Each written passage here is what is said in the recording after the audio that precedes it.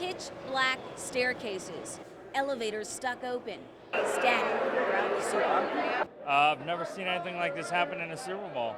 We love the city, but are you kidding me? This is crazy. All of a sudden it just went completely dark. We've got some backup lights on now, but look how dark it gets when we turn off our light. The entire Superdome right now is running on generators during the Super Bowl. Insane. But what's killing me is like we had the momentum. We're sitting there ready to put these guys away, and this happens. I don't know. I think somebody from San Francisco is working the light board. I think the 49ers did something, and that's why the power went out. You know what? For New Orleans, it's great, though. Concessions, you get more revenue. And one of the biggest problems with a power outage during the Super Bowl, the beer taps aren't working. You can't get a beer, right? You can't get a beer. We had to go to shots. It's unfortunate. Still having a good time, but it's real unfortunate. Paid a lot of money to come here from California, and we're hoping they get this stuff squared away here pretty quick. Are you worried that this could affect the outcome of the game? Oh no. No way it can affect the outcome. As you can see, they're done.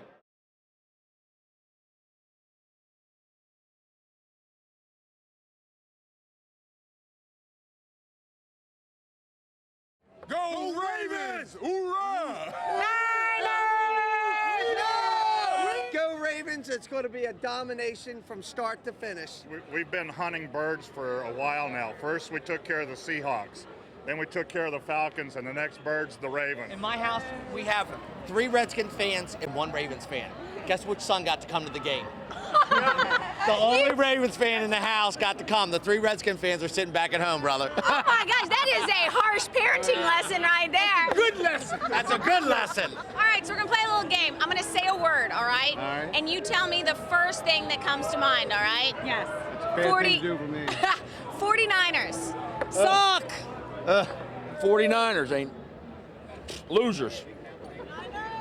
Now, 49ers fans. Losers.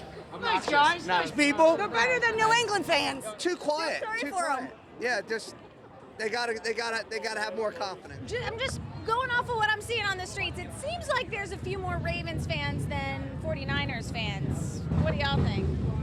It only takes one fan to cheer the team on to victory.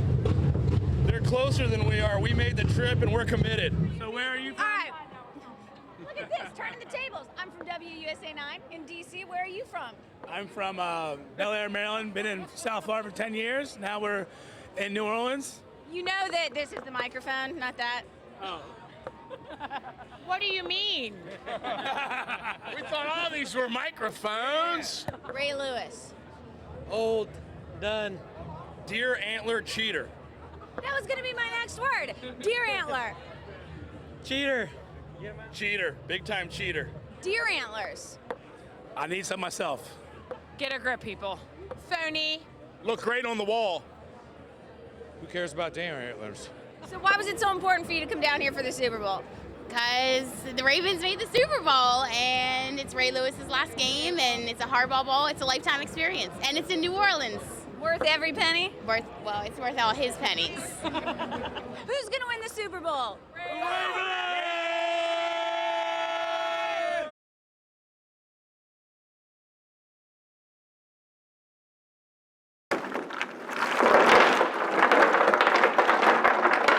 Al Sinceri, the owner of P&J Oyster House, and you dumped them all out.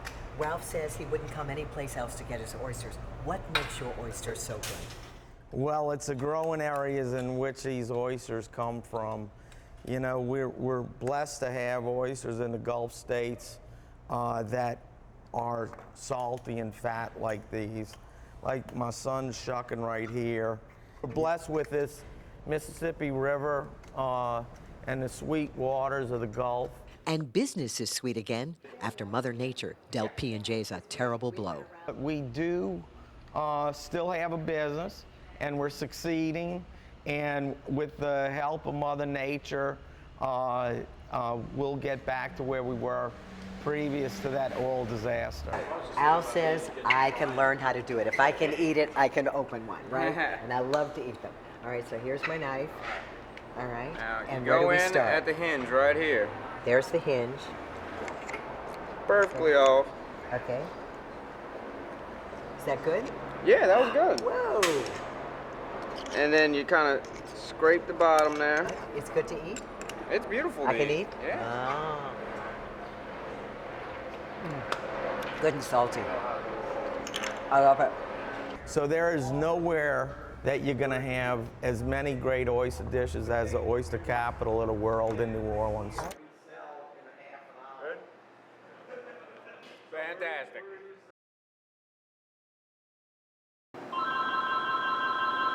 Can you pull those up for me? It's Friday. Super Bowl Friday, Fish Fry Friday, King Cake Friday. It's a lot of work, but I love it. I thrive on it. The adrenaline keeps me going. Then Loretta Harrison and her staff will all be going like Energizer bunnies today. They're getting ready now for the lunch crowd. That's your vegetable for today. That's jambalaya. In the oven is baked macaroni, and we're going to fry up catfish. And whipping up what Loretta is best known for, her authentic pralines. A praline is a New Orleans candy with a French origin, but here in New Orleans, Loretta's pralines is a creamy, chunky, delicious piece of New Orleans. So what we have here is sugar, butter, and milk. Well, my pralines are authentic because the recipe came from my mother, from her mother, from her mother, from her mother, many generations. We have not changed it. 30 years ago, with $700 and a dream, Loretta used those old family recipes to start this enterprise. It really started heating up after she sold 1,500 pralines at $1 each at a Jazz and Heritage Festival. But this is the size that we use for the store and the festival. Today, she spoons out 3,000 candies. 700 pounds of sugar. Butter, 2 cases, maybe 3. So that's 72 pounds. And then milk, that's 1, 2. That's 12 cases of number 10 cans to make the pralines. 90 pounds of pecans. But this is what we do every day. And that's just for her French Market and restaurant customers. She's already set out 4,000 pralines to the NFL Experience at Waldenberg Park. Plus, she still has another order to fill for Sunday's NFL Super Bowl tailgate party at the Convention Center. For me, it's a passion. I love what I do. That love in every spoonful is why foodies call Loretta's simply unbeatable. A creamy, chunky, delicious piece of New Orleans.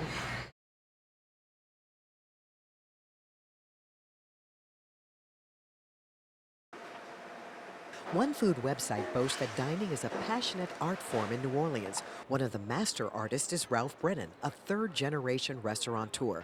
Ralph owns several restaurants, including the Red Fish Grill here in the French Quarter. Here in New Orleans, food is so much a part of our culture that when you're at breakfast, you're thinking about where you're going to have lunch. At lunch, it's dinner. And dinner, you're talking about breakfast again. Because that's what we do here. It's one of the things that people love to do when they come visit, in addition to hearing the music or walking around the French Quarter and seeing some of the history and architecture. What are you serving today? Well, first we have the raw oysters up top, and those come from P&J Oyster Company. This one right over here on the left is one of our original dishes here at the restaurant. It's our barbecued oysters. The oysters are lightly fried, and they're then tossed in a butter and crystal hot sauce, one of our local hot sauce dressing, and then topped with blue cheese. Now, with this dish, especially the barbecued oysters, you're getting ready to set a record this week, maybe. That's right. It is one of our original dishes, so we're going to sell almost 15 million. Having the Super Bowl in town, Ralph says, is good for business and good for a city struggling to come back from Katrina and the BP oil spill. It shows that New Orleans is back from Katrina, certainly. But it shows that New Orleans is a major league player when it comes to major events, because we've hosted the Super Bowl, the BCS games, Final Fours here. It's what we do, and we do it very, very well.